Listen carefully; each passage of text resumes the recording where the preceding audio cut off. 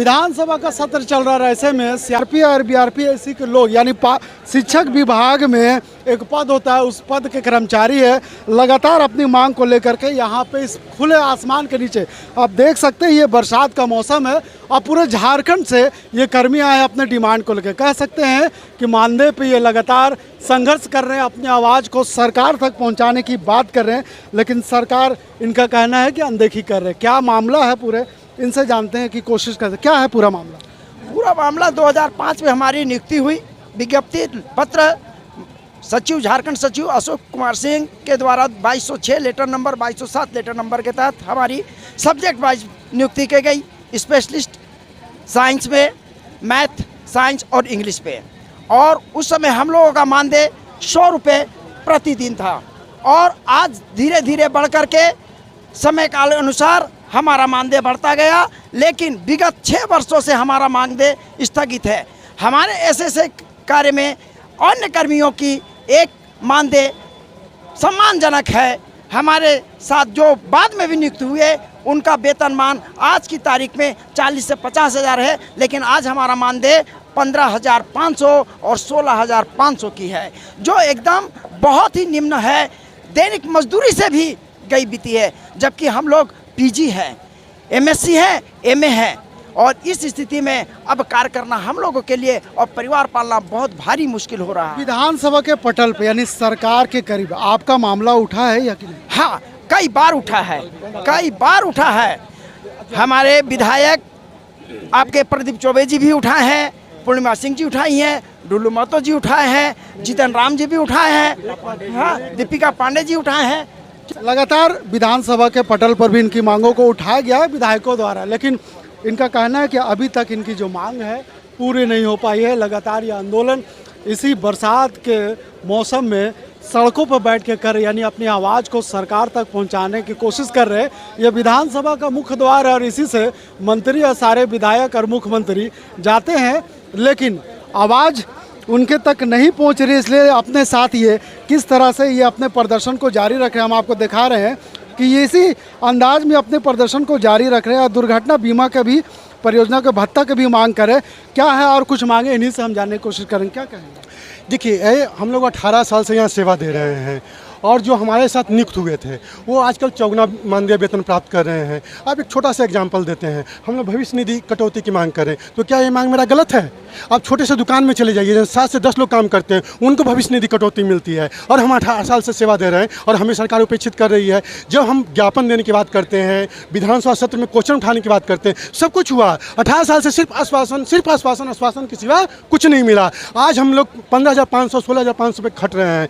क्या है हमारी योग्यता, क्या है? सभी हम लोग सब्जेक्ट वाइज अपॉइंट हुए हैं, शिक्षा विभाग में काम कर रहे हैं, सभी ग्रेजुएट और पोस्ट ग्रेजुएट हैं। सरकार को क्या सोच है कि 15,500 16,500 में पेट भरता है? अब ये एक दिन पहले अपना मानदेय वेतन बढ़ा लिए, पिछला सत्र में वेतन बढ़ा लिए, तो अपने वेतन बढ़ाने के लिए सरकार के पास खजाना है। और हम लोग 2600 जो कर्मी है, शुरुआत जब नियुक्ति हुई थी उसमें हम लोग 6,000 से ऊपर थे, अभी वर्तमान में 2600 हुए हैं। दूसरी बात, जब हमारे साथी कोई मरते हैं तो उनको सरकार की तरफ से 1 रुपया सहायता तक नहीं मिलती है, उनका परिवार रोड पे है। कौन देखेगा भाई? जब 18 साल सेवा करने के बाद जा रहा है, कौन देखने? किसकी जवाब? सरकार के साथ आपकी वार्ता हुई कि नहीं हुई? नहीं, एक कमेटी बनी थी, 8 महीना हो गई कमेटी को निर्णय दिए हुए। सेवा शर्त निवली की मांग किए थे, पारा शिक्षकों का चयन और प्रशिक्षण देने का काम बीआरपी सीआरपी के द्वारा किया गया। वो आज पारा शिक्षक की सेवा शर्त निवली जनवरी 2022 से लागू कर दी गई, उनका 4% इंक्रीमेंट भी जनवरी 23 से दे दिया गया। लेकिन हम जिनका चयन में, प्रशिक्षण में शामिल थे, हम लोग आज आप देख रहे हैं एक भरी बारिश में रोड पे हैं। सरकार को के समक्ष अपनी समस्या को लेकर के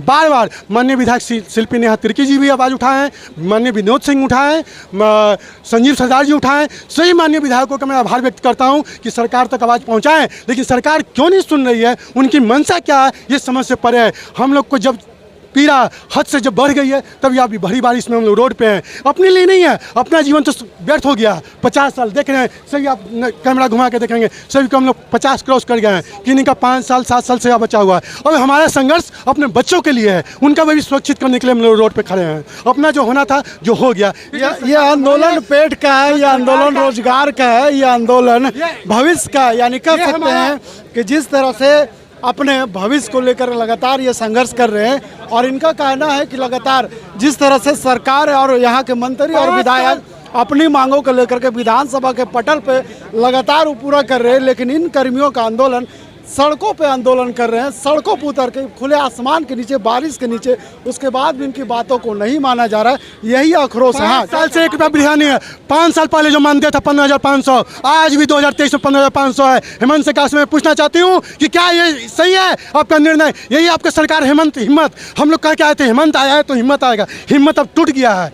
आपको 2024 में भुगतना पड़ेगा, ये याद रखें हेमंत सरकार। मैं भरी सभा में कह रहा हूँ, ये संविदा कर्मी का जो वादा करके आए थे उन्होंने पूरा नहीं किया है। क्या लगता है सरकार पर भरोसा नहीं? आपकी बात जो पटल पे रखा गया है, कल भी रखा गया, अब माननीय मंत्री लोग या सरकार के जो लोग हैं उसमें ये आपकी बातों को पूरा करेंगे, भरोसा नहीं आपको? देखिए, मूल बात है कि इसी सरकार के मंत्री स्वर्गीय जगन्नाथ महतो ने कैबिनेट एक कमेटी बनवाया था और कमेटी का अनुशंसा आज 6 महीना से पड़ा हुआ है कैबिनेट के इंतजार में। कैबिनेट ही नहीं हो रहा है, कैबिनेट में उसे लाया नहीं जा रहा है, तो कैसे विश्वास करेंगे कि हमारी मांग को पूरी हो जाएंगी? बंधु, 2 बिंदु हैं। आज बीआरपी सीआरपी मात्र 15,500 पर कार्य कर रहे हैं, मात्र 15,500 पर, जबकि जो हम लोगों से समतुल्य थे वे लोग आज 50,000 पर हैं। जिसको हम लोग नियुक्त किए थे वे 25,000 पर थे।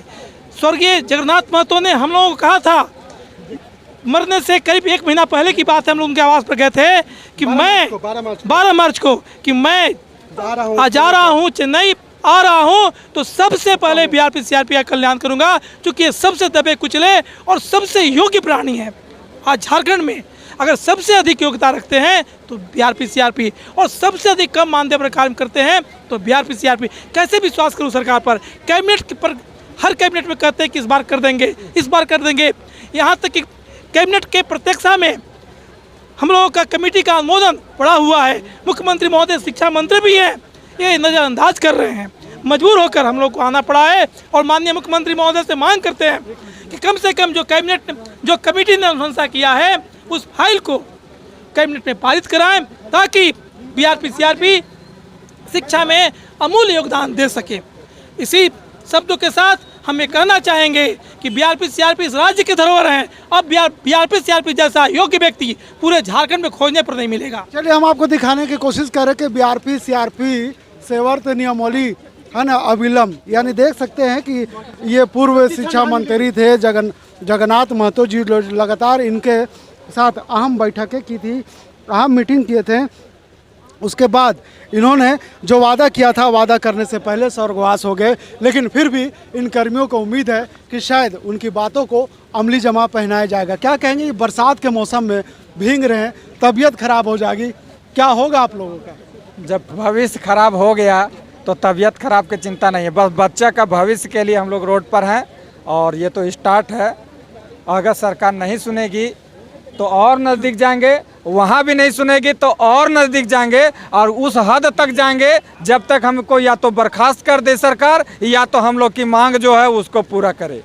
उससे पीछे हम लोग कोई भी स्थिति में भटकने वाले नहीं हैं, चाहे उसके लिए जो कुर्बानी देना पड़े। पिछले 18 वर्ष से हम लोग हर विधायक, हर माननीय मुख्यमंत्री, माननीय सांसद, सबके दरवाजा में कम से कम 50-50 बार गए होंगे हम लोग खुद, लेकिन सभी ने सिर्फ आश्वासन दिया और क्रमशः मतलब हर सरकार वैसे ही बोलते आई कि अबर हो जाएगा, अबर हो जाएगा, और कभी हम लोग अगर सरकार आपकी मांग को पूरा नहीं करती है तो ये आंदोलन कहाँ तक जाएगा? आज तो 1 दिवसीय धरना है और विधानसभा घेराव है, इसके बाद हम लोग का कार्यक्रम अनिश्चित काल के लिए अनवरत चलेगी। उसका क्रमवार हम लोग अपना रणनीति बनाएंगे और हम लोग सड़क पर आ जाएंगे, और जहां तक जाना होगा बर्खास्तगी तक हम लोग सोच लिए कि या तो बर्खास्त कर दे या तो हम लोग के लिए अस्थाई समाधान निकाल दें। लगातार इन अपनी मांगों को लेकर के यहाँ पे प्रदर्शन कर रहे हैं। आप देख सकते हैं इनका प्रदर्शन इस बारिश में भी जारी है। इनका कहना है कि अगर सरकार इनकी बातों को नहीं मानती है तो शायद ये आंदोलन उग्र भी हो सकता है। लेकिन अब देखने वाली बात यह होगी कि सरकार इनकी बातों को कब तक मान पाएगी। अपने सहयोगी मुकेश के साथ नौशाद, लाइव इंडिया, रांची।